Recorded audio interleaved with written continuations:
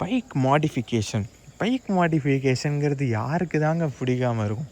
சின்ன வயசுலேருந்து நம்ம ஆசாசியாக வாங்கின ஒரு சைல்டுஹுட் ட்ரீமான பைக்கை மாடிஃபை பண்ணி ஓட்டுறதே ஒரு தனி சுகம்தான். ஸோ அந்த மாதிரி ஒரு வீடியோ தான் இது. என் டியூக் 250 நான் என்னென்ன மாடிஃபிகேஷன் பண்ணியிருக்கேன், இந்த மாடிஃபிகேஷன் உண்மையிலே எதுக்காக இந்த மாடிஃபிகேஷன் பண்ணேன், ஸோ எல்லா டீட்டெயில்ஸுமே இந்த வீடியோவில் சொல்ல போகிறேன். ஸோ நீங்கள் டியூக் 250 ஓன் பண்ணியிருந்தாலும் இல்லை உங்கள் ஃப்ரெண்ட்ஸ் யாராச்சும் ஓன் பண்ணியிருந்தாலும் மறக்காமல் இந்த வீடியோவை ஷேர் பண்ணுங்கள், அவங்களுக்கு யூஸ்ஃபுல்லாக இருக்கும். ஸோ வாங்க வீடியோக்குள்ளே போகலாம். வீடியோக்குள்ளே போகிறதுக்கு முன்னாடி இந்த மாதிரி பல வீடியோஸ் உங்களுக்காக போட்டுக்கிட்டே இருக்கோம். ஸோ உங்களுக்கு பிடிச்சிருந்தா கன்ஃபார்ம் லைக் பண்ணி ஷேர் பண்ணி சப்ஸ்கிரைப் பண்ணுங்கள். உங்களுக்கு கண்டிப்பாக யூஸ்ஃபுல்லாக இருக்கும்னு நினைக்கிறேன். ஏதாச்சும் ஒரு பிரச்சனை இருந்தாலும் கமெண்ட் செக்ஷனில் கமெண்ட் பண்ணுங்கள், சீக்கிரமாகவே ரிப்ளை பண்ணிடுவோம். ஸோ வாங்க வீடியோக்குள்ளே போகலாம். ஸோ இது பைக் பார்த்தீங்கன்னா KTM Duke 250 Gen 3 bike, ebony black colour தான். ஸோ இதில் பார்த்தீங்கன்னா அங்கங்கே ஆரஞ்சு கலர் ஷேட்ஸ் வந்து உங்களுக்கு மிக்ஸ் ஆகிருக்கும். ஸோ KTMனாலே ஃபஸ்ட்டு ஒரு காலத்தில் ஆரஞ்சுன்னு இருந்துச்சு, இப்போ வந்து பிளாக் ரொம்ப சூப்பராகவே இருக்குது, இன்க்ளூடிங் 390 அண்ட் இப்போ வந்து லேட்டஸ்ட் 350 ரெண்டுத்துலேயுமே பிளாக் பக்காவாக இருக்குது. ஸோ இப்போ KTMனாலே அந்த ராயல் லுக், அந்த எபோனி பிளாக் தான் ஃபஸ்ட்டு கொடுத்தது. மெயினாக அந்த Gen 3யோட செக்மெண்ட்டே வந்து இந்த பிளாக் கலர் வந்து நல்லாவே சேல்ஸ் நல்லாவே போச்சு. ஏன்னா அரௌண்ட் 2024-25 ஸ்டார்டிங்கில் அந்த பைக் எடுத்தேன், அப்போ தான் எபோனி பிளாக் வந்துச்சு. ஸோ சென்னையிலேயே நான் ஃபஸ்ட்டு பைக் எடுத்தேன், எபோனி பிளாக் வந்தோடனே போய் புக் பண்ணேன். ஏன்னா எனக்கு டியூக் 250 ரொம்பவே பிடிச்சிது. ஸோ பிளாக் வந்தோடனே அது அவ்வளோ அட்ராக்டிவாக இருந்துச்சு, ரொம்ப பார்க்கவே அந்த என்ன சொல்கிறது, அந்த மஸ்குலார் லுக்கில் அந்த பிளாக் கலர் ரொம்பவே சூப்பராக இருந்துச்சு கைஸ். ஸோ அதனால் இந்த பைக்கில் எடுத்தேன். ஸோ இதில் நான் என்னென்ன மாடிஃபை பண்ணியிருக்கேன் அப்படின்னு பார்த்தீங்கன்னா, ஃபஸ்ட்டு ஸ்டார்டிங் ஃப்ரண்ட்லேருந்து வந்துடலாம். ஸோ இங்கே தெரியுதுன்னு நினைக்கிறேன் உங்களுக்கு, இது உங்களுக்கு தெரியுதா?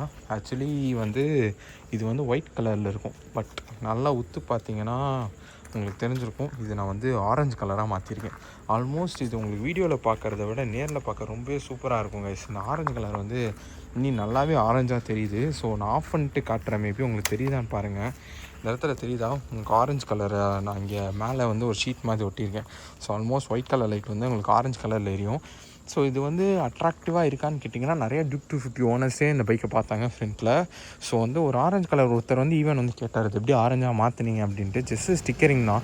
ஸோ நல்லாயிருக்குங்க. இதை வந்து நீங்கள் வீடியோவில் பார்க்குறத விட நேரில் நீங்கள் ஆரஞ்சு கலர் ட்ரை பண்ணி பாருங்கள். நிறைய பேர் நான் ஃபஸ்ட்டு ப்ளூ கலர் ஒட்டியிருந்தேன், பட் அது வண்டிக்கு ஏதோ செட் ஆகாத மாதிரி இருந்துச்சு. ஸோ அதனால் அது ரிமூவ் பண்ணிட்டு நான் ஆரஞ்சு கலர் போயிட்டேன். Next straight up to the point, number பிளேட்டை மேலேருந்து கீழே இறக்கிட்டேன். அதுக்கு முன்னாடி வீடியோவில் சொல்லியிருந்தேன் ஏன் இறக்கணுன்ட்டு.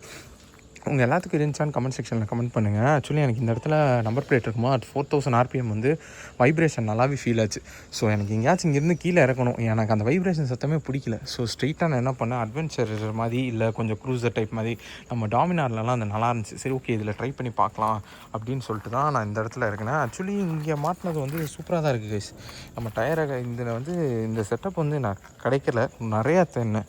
புதுப்பேட்டில் பைக் மார்க்கெட் கடைக்கு போனேன், நிறையா ஒரு 2-3 கடையில் தேடினதுக்கப்புறம் ஓகே இது எந்த ஆல்ட்ரேஷனும் பண்ணாமல் பர்ஃபெக்டாக இந்த இடத்துல அதே போல்ட் ரிமூவ் பண்ணிட்டு நான் அப்படியே இங்கேயே ஃபிட் பண்ணிட்டேன். ஸோ உங்களுக்கு இந்த லொக்கேஷன் வேணால், கடை லொக்கேஷன் வேணால் சொல்லுங்கள், நான் உங்களுக்கு கமெண்ட் செக்ஷனில் கமெண்ட் பண்ணுறேன், நீங்களும் போய் சேஞ்ச் பண்ணிக்கலாம். நெக்ஸ்ட்டு அப்படியே மேலே வந்தீங்கன்னா அந்த கண்ணாடி டியூக் 250 முக்கால்வாசி ஓனர்ஸ் பார்த்தீங்கன்னா 390 இருக்கட்டும் 250 இருக்கட்டும் இந்த கண்ணாடி ஃபஸ்ட்டு ரிமூவ் பண்ணிடுவாங்க. ஏன் ரிமூவ் பண்ணிடுவாங்கன்னா, இந்த ஹேண்டில் பார் அவுட்டு கண்ணாடி இந்த அளவுக்கு வெளியே வரும். ஸோ நீங்கள் யாச்சும் இந்த பைக்கோட முக்கியமான விஷயமே ஃப்ளிக்கபிலிட்டி தான். அந்த ஃப்ளிக்கபிலிட்டி வந்து இந்த கண்ணாடியை வச்சுட்டு நீங்கள் பண்ண முடியாது. ஏன்னா பஸ்ஸில் வந்து உங்களுக்கு ஈஸியாக அடிப்படும். ஸோ அதனால் வந்துட்டு இந்த கண்ணாடி வந்து நான் சின்னதாக மாற்றிட்டேன். ஆக்சுவலாக என்னோடய பிளான் என்ன, அந்த ஹேண்டில் பார் இந்த சைட் கீழே ஒரு கண்ணாடி வரும், அதுதான் மாட்டணும். ஏன்னா NS 200 வச்சுருந்தேன், அது ஓகேவாக தான் இருந்துச்சு, நல்லா இருந்துச்சு, சூப்பராக இருந்துச்சு லுக்கு.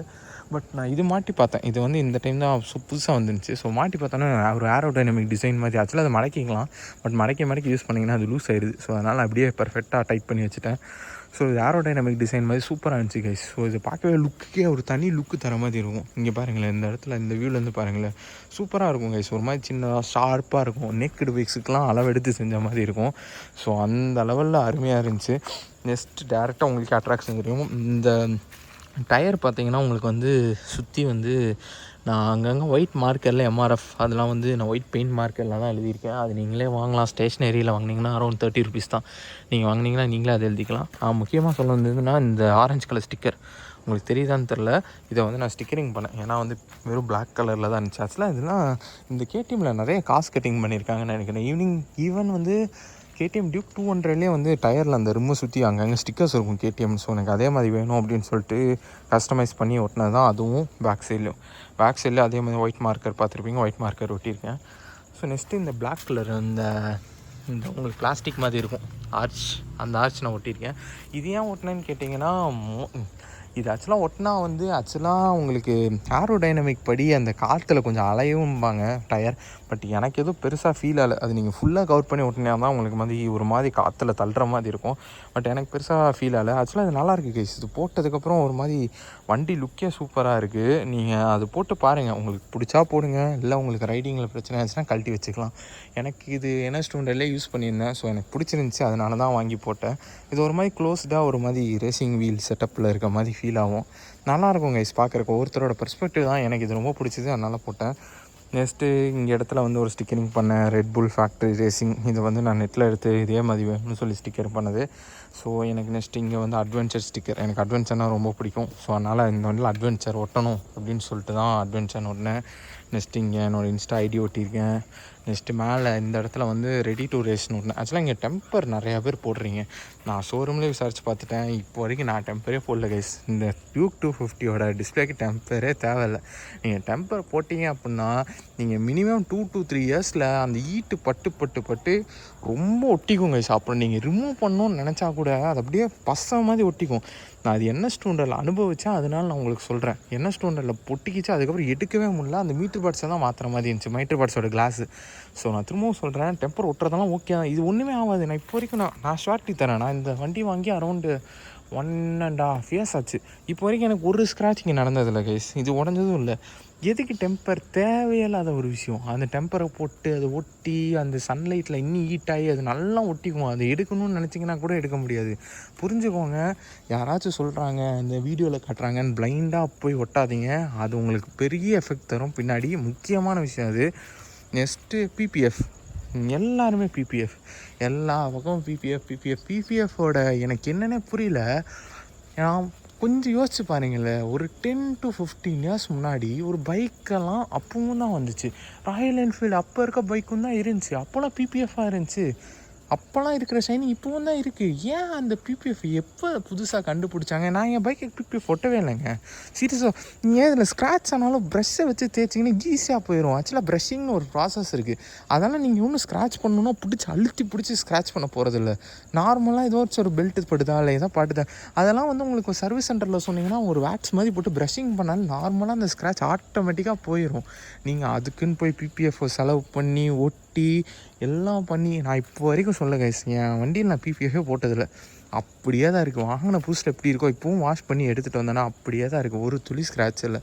PPFலாம் கொஞ்சம் யோசிச்சு பாருங்கள். அவ்வளோ ரேட்டு கொடுத்து பண்ணுறீங்க. அது நாளாக நீங்கள் வெயிலில் நிப்பாட்டினீங்கன்னா எல்லோ கலர் ஷேட் ஆயிரும்.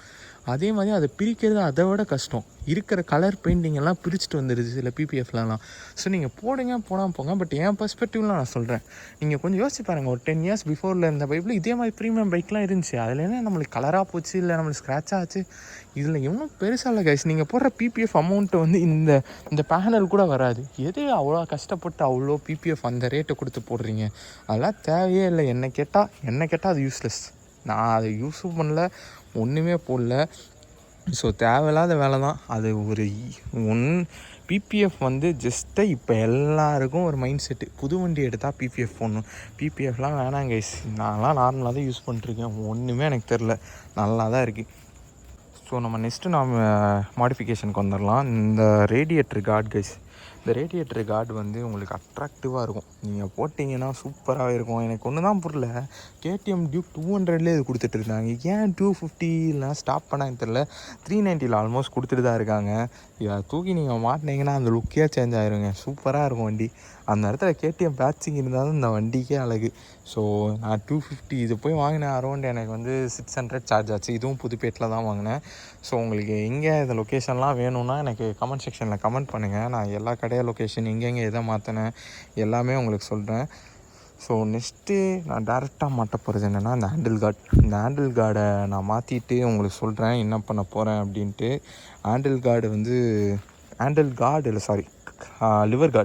லிவர் கார்டு வந்து ஆரஞ்ச் அண்ட் பிளாக்கில் மாட்ட போகிறேன். ஸோ ஆல்மோஸ்ட் அதை ஆர்டர் பண்ணிட்டேன். எனக்கு தெரிஞ்ச கடையில் தான் ஆர்டர் பண்ணியிருக்கேன். ஸோ ஆல்மோஸ்ட் அவங்க இனி ஒரு 2 to 3 டேஸில் கொடுத்துருவாங்க. ஸோ அதுவும் நான் உங்களுக்கு போட்டு மொத்தமாக நான் உங்களுக்கு சொல்கிறேன். அது யூஸ்ஃபுல்லாக இருக்கா இல்லை நல்லா இருக்கா நல்லா இல்லையான்னு மொத்தமாக உங்களுக்கு நான் ஐடியா தரேன். ஸோ அவ்வளோதான் மினிமலிஸ்ட் ஒரு இதான் பண்ணியிருக்கேன். நிறைய பேர் அண்டர்பெல்லி மாட்டுறாங்க. ஆக்சுவலாக அண்டர்பெல்லி நான் மாட்டலான்னு தான் இருக்கேன்.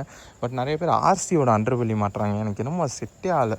ஸோ இதுக்காக ஒரு அண்டர்பெல்லி வந்து பண்ணோம். பட் வந்து நம்ம அந்த மாதிரி ஒரு மோல்டிங் வச்சு அண்டர்பெல்லி வாங்கி பிளாக் பெயிண்ட்லாம் அடித்தா ஆல்மோஸ்ட் கிராசிங் அரௌண்ட் 3000 கிட்டே வந்துடுது. ஸோ அந்த ரேட்டுக்கு நான் யோசிச்சுட்ருக்கேன். ஸோ ஓகே, யாராச்சும் ரெடிமேடாக வச்சுருந்தாங்க அப்படின்னா வாங்கிக்கலாம் அப்படின்ட்டு.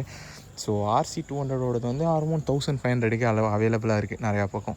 நான் புதுப்பேட்டில் தான் சொல்கிறேன் அதுவும். ஸோ நான் அதுவும் உங்களுக்கு வேணுன்னா சொல்லுங்கள். அதுவும் கமெண்ட் செக்ஷனில் கமெண்ட் பண்ணுங்கள். நான் உங்களுக்கு லொக்கேஷன் ஷேர் பண்ணுறேன். ஸோ அவ்வளோதாங்க கைஸ். மீதி மெயின் திங் அதை மாதிரி கைஸ், இந்த செயின் ஸ்ப்ராக்கெட். நான் செயின் ஸ்ப்ராக்கெட் வந்து இது மாற்றிட்டேன். உங்களுக்கு இது தெரியுதான்னு தெரில. கோல்டு கலர் உங்களுக்கு தெரியுதா? இது கோல்டு கலர் வந்து